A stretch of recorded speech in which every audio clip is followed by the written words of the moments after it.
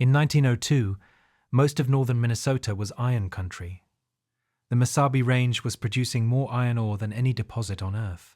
Prospectors, speculators, and businessmen were flooding into the small towns along Lake Superior's north shore, convinced that the ground beneath their feet held fortunes. In Two Harbors, a port town of fewer than 4,000 people, 5 men decided to start a mining company. They were not geologists, they were not miners. They were a lawyer, a doctor, 2 railroad executives, and a butcher. Their plan was to mine corundum, a crystalline form of aluminium oxide, one of the hardest natural minerals on the planet, second only to diamond. Corundum was the essential raw material for grinding wheels and industrial sandpaper. The 5 men believed they had found a deposit of it near the Baptism River on the North Shore. They were wrong. On June 13, 1902, John Dwan, the lawyer, drew up the incorporation papers in his small office at 201 Waterfront Drive in Two Harbors.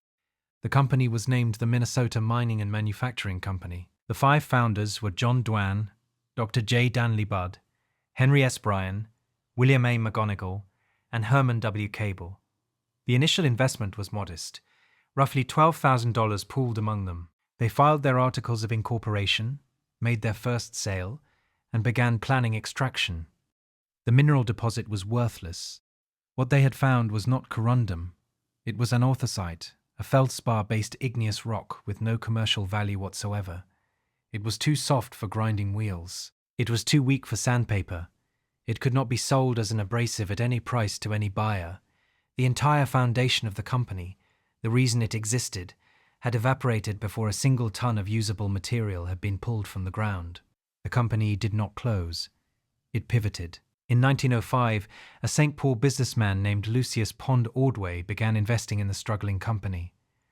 Ordway was wealthy, patient, and willing to risk his own capital on a venture that had not produced a single profitable product. His investment stabilized the finances and gave the founders enough runway to attempt something different. Instead of mining abrasives from the ground, the company would manufacture them. Minnesota Mining and Manufacturing relocated from Two Harbors to Duluth and opened a small sandpaper factory. It purchased abrasive minerals from external suppliers and began producing coated abrasive products from scratch. The early years in Duluth were brutal. The factory sat on the waterfront, and the humidity coming off Lake Superior made quality control nearly impossible. The adhesive that bonded abrasive grit to the paper backing dried unevenly. Batches of sandpaper arrived at customers with grit falling off the sheets. Orders were returned.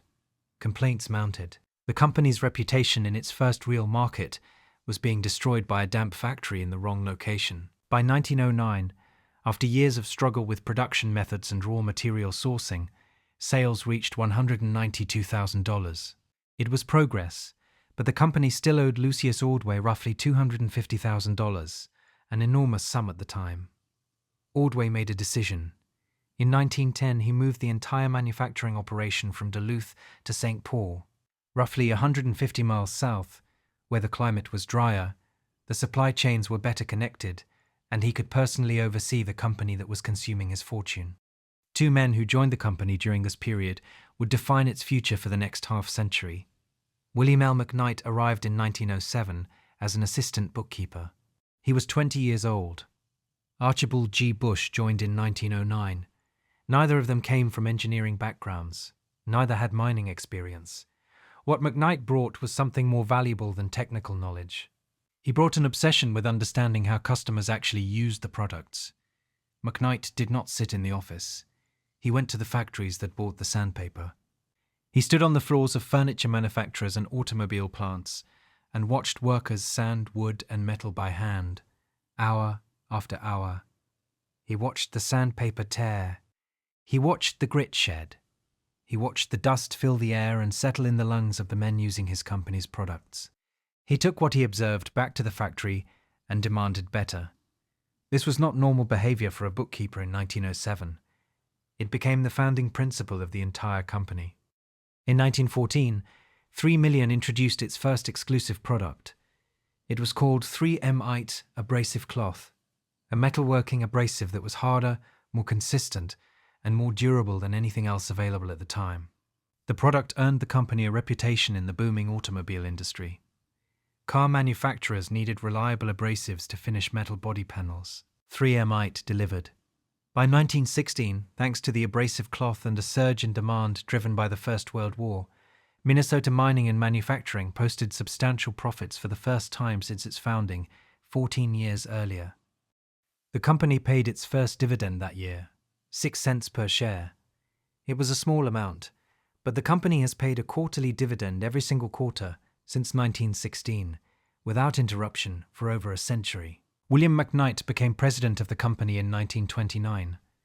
By then, 3M had already begun its transformation from a sandpaper manufacturer into something far more ambitious. The catalyst was a 26-year-old college dropout named Richard Gurley Drew. Drew was born in St. Paul in 1899. He attended the University of Minnesota for 18 months, studying mechanical engineering by day and playing the banjo in dance halls at night. He dropped out and took a correspondence course in machine design. In 1921, he joined 3M as a laboratory technician. At the time, the company was still fundamentally a sandpaper business. Drew was hired to test abrasive products. His job was to take trial batches of sandpaper to local auto body shops and observe how the workers used them. That same year, the company introduced wet-to-dry waterproof sandpaper, the world's first water-resistant coated abrasive. The product was revolutionary. Before wet-to-dry, sanding automobile bodies produced enormous clouds of fine dust, much of it containing lead-based paint particles. Workers breathed it in for hours. Wet sanding eliminated the airborne dust, gave painters better control of the finish, and extended the life of the sandpaper itself. The product was not just a better abrasive, it was a health intervention disguised as an industrial supply. In 1923, while delivering trial batches of wet-to-dry sandpaper to an auto body shop in St. Paul, Drew noticed something. The painters were struggling with a problem that had nothing to do with sandpaper. Two-tone paint jobs were enormously popular in the 1920s. Every car buyer wanted a body in one color and a roof or fender trim in another.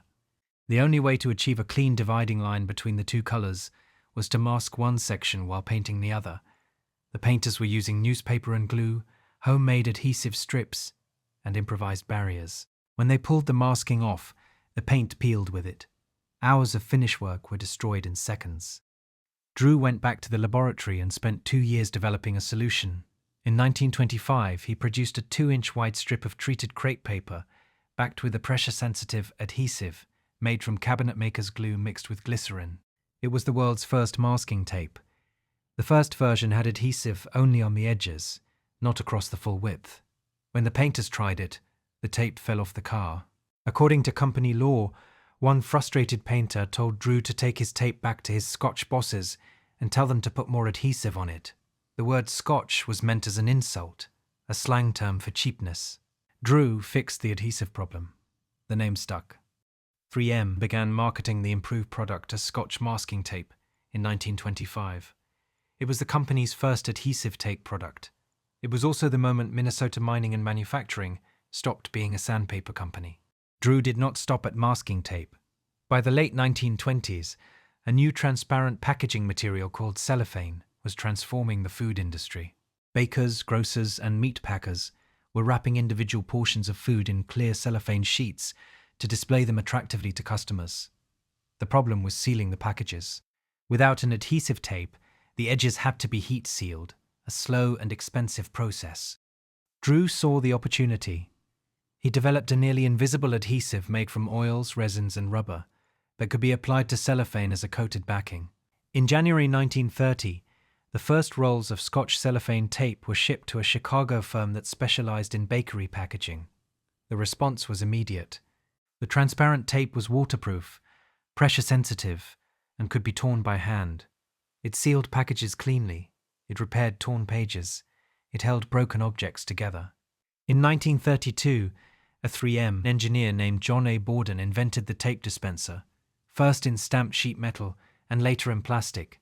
The product was now portable, affordable, and practical for any household. When the Great Depression devastated the American economy, people across the country began using Scotch tape to repair items rather than replace them. Torn curtains, ripped book covers, cracked windows, broken toys.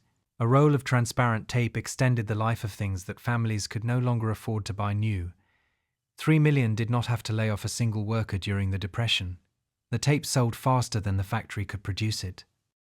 That pattern, a product born in an industrial context that migrated into every home, workshop and office in the country, would define the next century of the company's existence. William McKnight did not merely manage 3M, he shaped its culture in ways that no other corporate leader of his era attempted.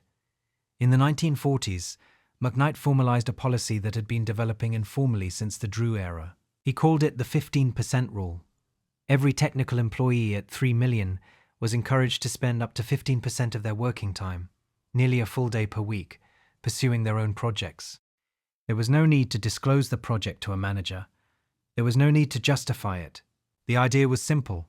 If you hired intelligent, curious people and gave them materials, laboratory access, and time, some of them would invent things the company had never imagined.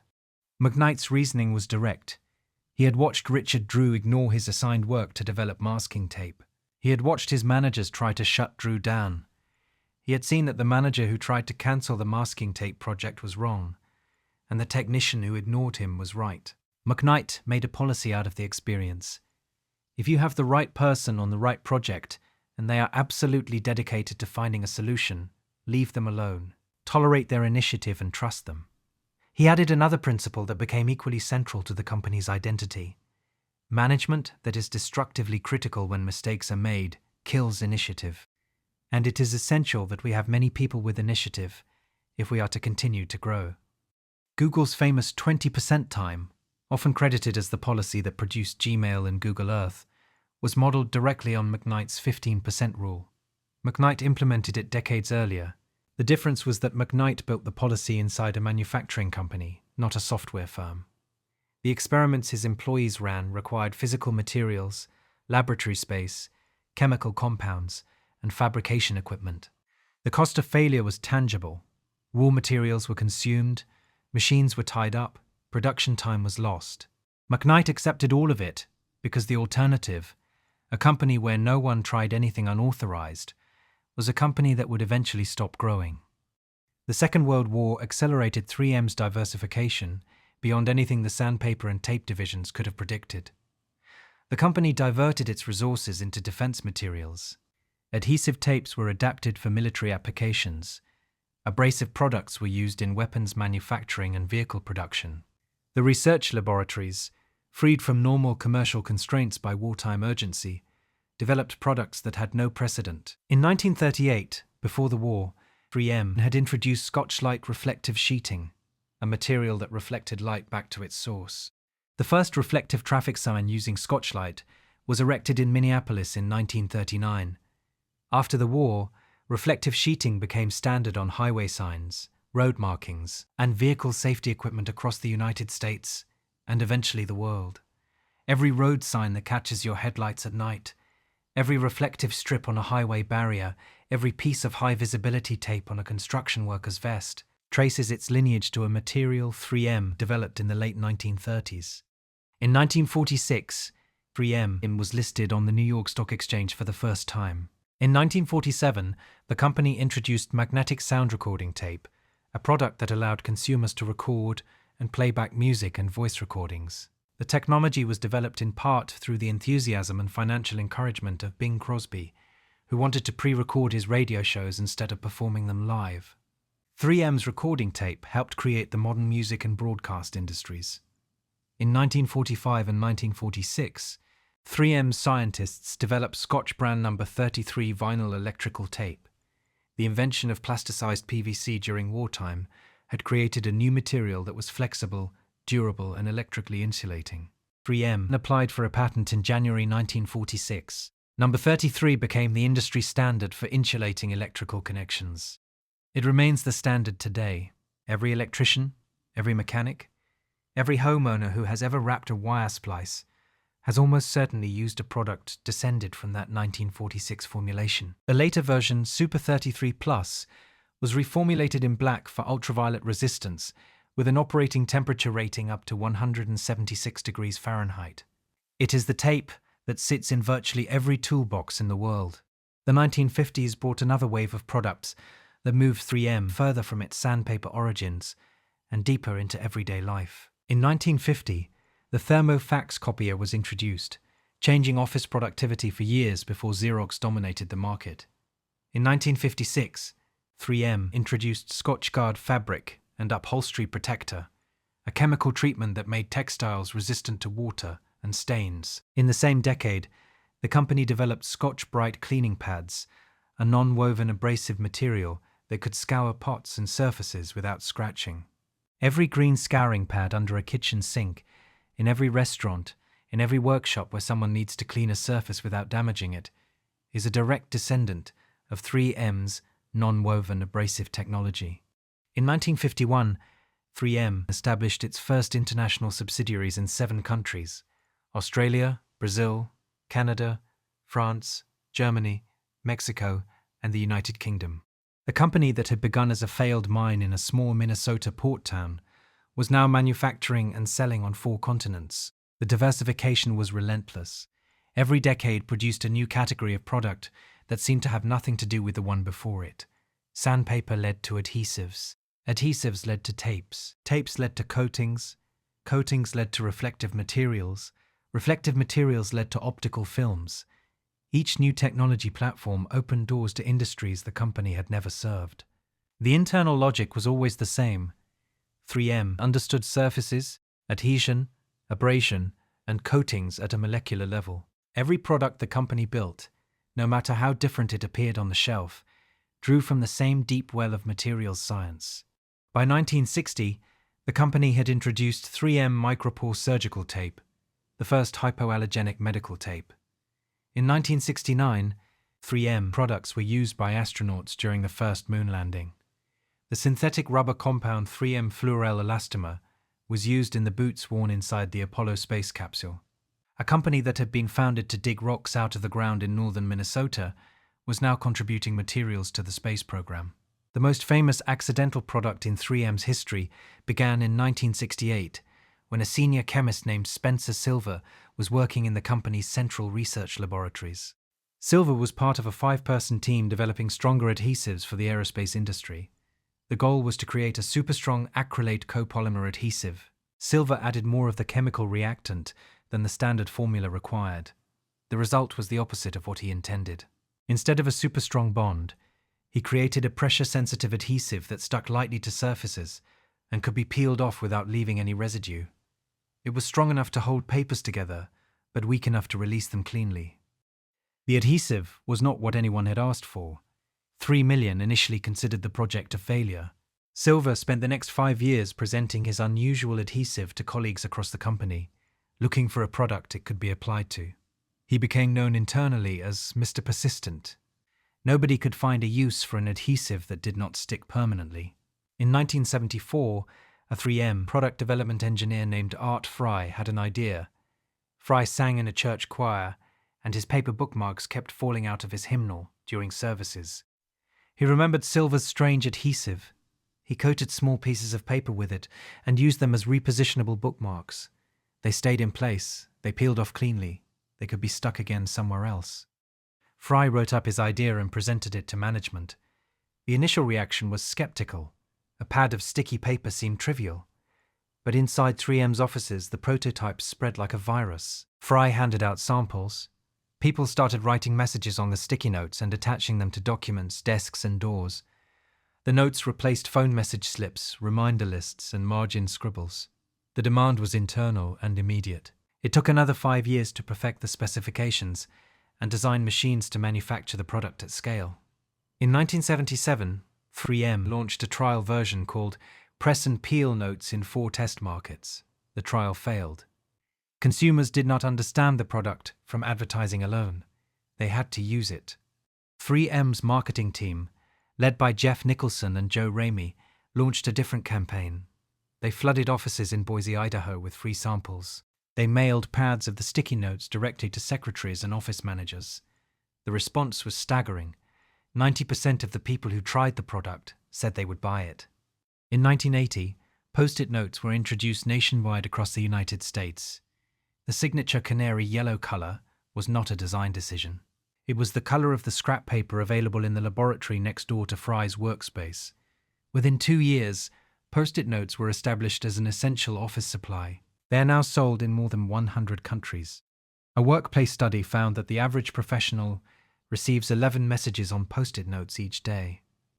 Spencer Silver retired from $3 million in 1996 with 22 United States patents to his name. Art Fry also retired from 3M, having spent his entire career there. Both men received the company's highest internal honor, membership in the Carlton Society. Neither became wealthy from the invention. 3M did not work that way. The ideas belonged to the company. The recognition belonged to the inventors. For anyone who works with their hands, 3M's presence in the workshop, the garage, and the job site is so pervasive that it becomes invisible. Open a toolbox. The electrical tape is 3M, the masking tape is 3M, the sandpaper is 3M, the safety glasses may be 3M, the sanding discs on the orbital sander are 3M, the adhesive holding the rear view mirror to the windshield was likely made by 3M. In the automotive world, 3M's footprint is enormous. The company acquired Bondo Corporation in 2007, bringing under its umbrella the most recognizable name in auto body repair. Bondo body filler, putties, fiberglass repair kits, rust converters, and undercoatings. Over 700 products for auto body professionals and weekend restorers alike.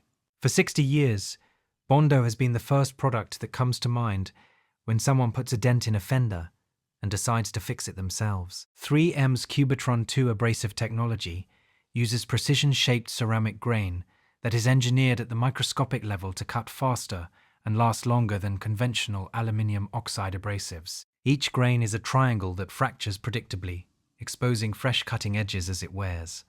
The result is a sanding disc that cuts faster with less pressure, generates less heat, and lasts significantly longer than anything that came before it.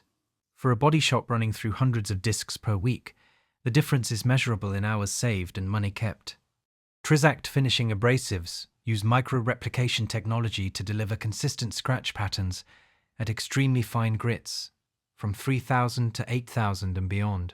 A painter who needs to remove orange peel from a clear coat and bring a panel to a mirror finish uses Trizact.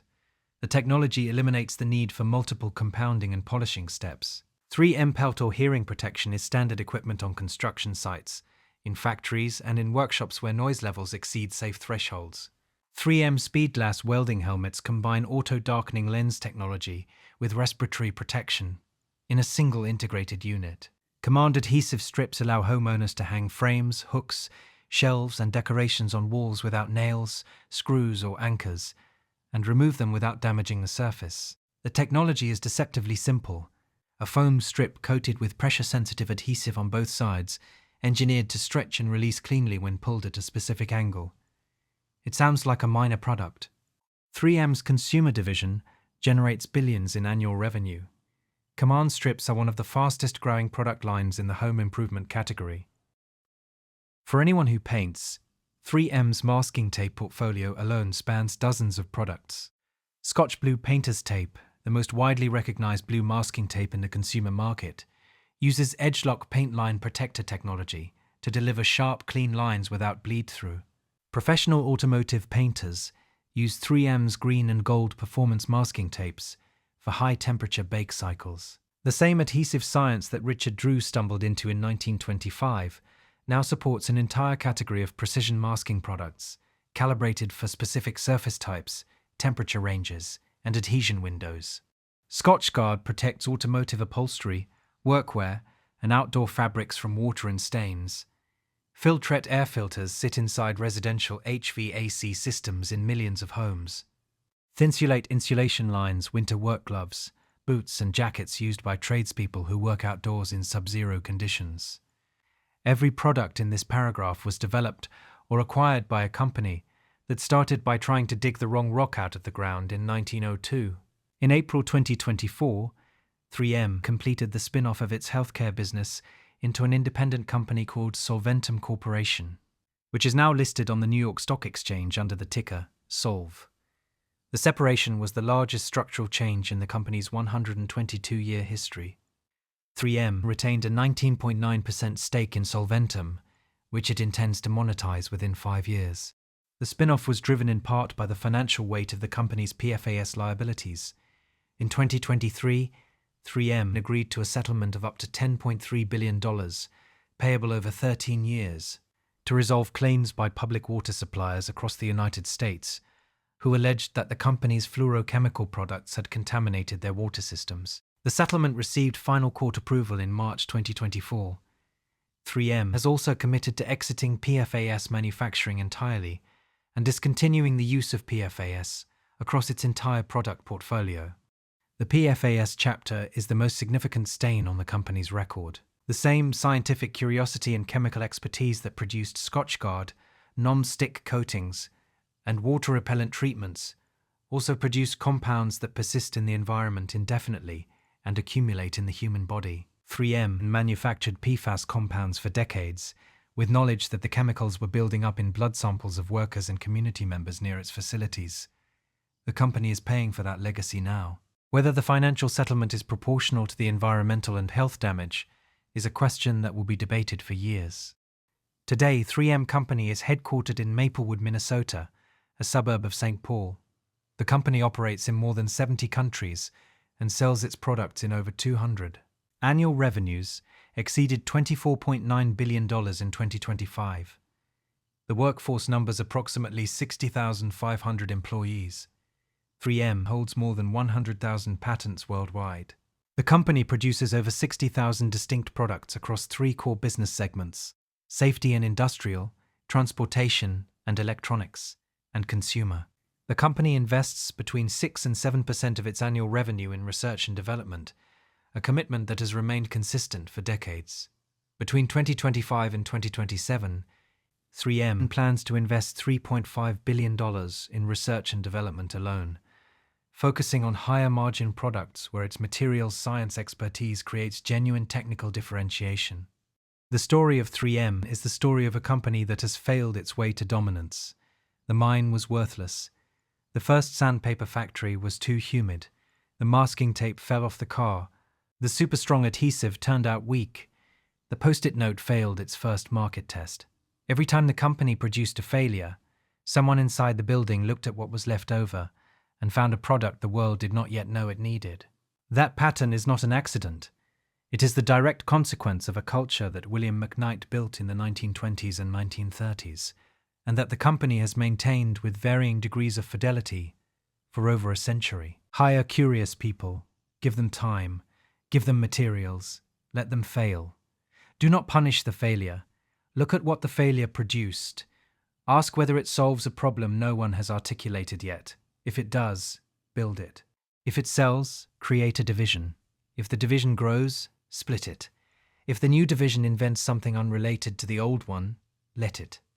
That is how a failed mine in Two Harbors, Minnesota, became the company that makes the tape in your toolbox, the sandpaper on your workbench, the respirator on your face, the abrasive discs on your grinder, the body filler on your car, the adhesive strips on your wall, the reflective tape on your safety vest, and the small yellow note stuck to your monitor reminding you to pick up milk. The building where John Dwan drew up the incorporation papers in 1902 still stands at 201 Waterfront Drive in Two Harbors. It is now a museum. The office is small, the desk is modest. There is nothing about the room that suggests what would follow.